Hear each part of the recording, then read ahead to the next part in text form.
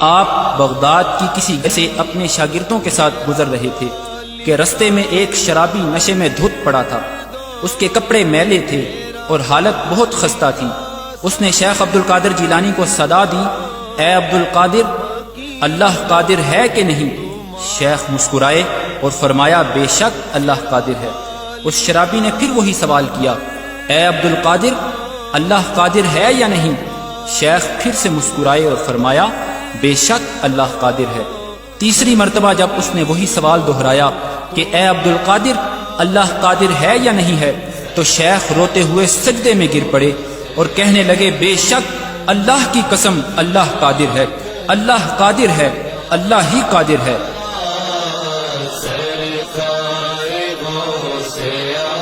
پھر انہوں نے اپنے شاگردوں کو حکم دیا کہ اس شرابی کو یہاں سے اٹھاؤ، اسے نہلاؤ اور کھانا کھلاؤ۔ ان کے شاگرد بہت حیران ہوئے اور شرابی کے سوال کی حقیقت پوچھنے لگے، تو شیخ نے فرمایا کہ اس کے پہلے سوال کا مطلب تھا کہ کیا اللہ میری توبہ قبول کرنے پر قادر ہے یا نہیں؟ تو میں نے جواب دیا، بے شک اللہ قادر ہے۔ اس کے دوسرے سوال کا مطلب تھا کہ کیا اللہ مجھے تمہارے مقام تک پہنچانے پر قادر ہے یا نہیں؟ تو میں نے جواب دیا، بے شک اللہ قادر ہے۔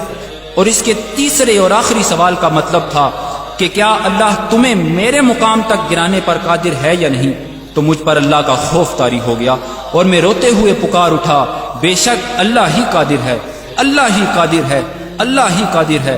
اور میں اللہ کی ہیبت کی تاب نہ لاتے ہوئے سجدے میں گر پڑا اور فریاد کی کہ اے اللہ، مجھے آفتوں سے محفوظ رکھ اور مجھے معاف فرما دے اور میرے عیبوں پر پردہ ڈالے رکھ۔ ورنہ کہے گی دنیا۔ شیخ محمد ابراہیم محمد عثمان عبدہ البرہانی فرماتے ہیں کہ جب اللہ تمہیں اپنی ہدایت کے رستے کے لیے چن لے تو یہ اس وجہ سے ہرگز نہیں ہے کہ تم میں کوئی خاص بات ہے اور نہ ہی تمہاری عبادت کی وجہ سے ہے، بلکہ یہ تو اس کی رحمت ہے جس نے تمہیں شامل کر لیا ہے۔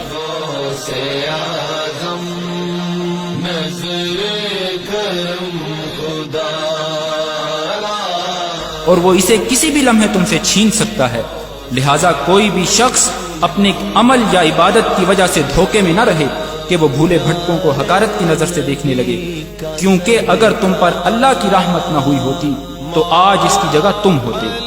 پاک ہے وہ جو حالات کو تبدیل کرتا ہے لیکن خود تبدیل نہیں ہوتا۔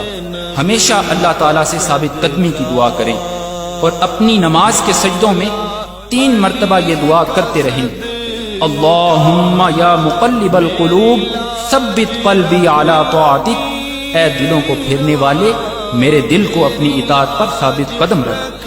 کیونکہ کسی بھی قوم میں حقیقی تبدیلی تب ہی ممکن ہوتی ہے جب معاشرے کے افراد کی انفرادی اصلاح ہو جاتی ہے اور دلوں کی پاکیزگی سے قوم میں باہمی محبت اور اتحاد پیدا ہو جاتا ہے، تب ہی قوم ایک یکجا اور عظیم قوم بن کر اٹھتی ہے۔ آؤ پہلے اپنے اندر تبدیلی لائیں، آؤ محبت اور اتحاد پھیلائیں، آؤ نفرت اور تفریق مٹائیں، آؤ اسلام کو دوبارہ عظیم بنائیں۔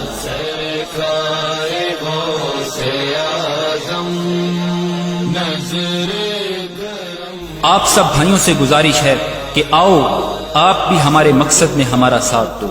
اللہ ہم سب کا حامی و ناصر ہو، آمین۔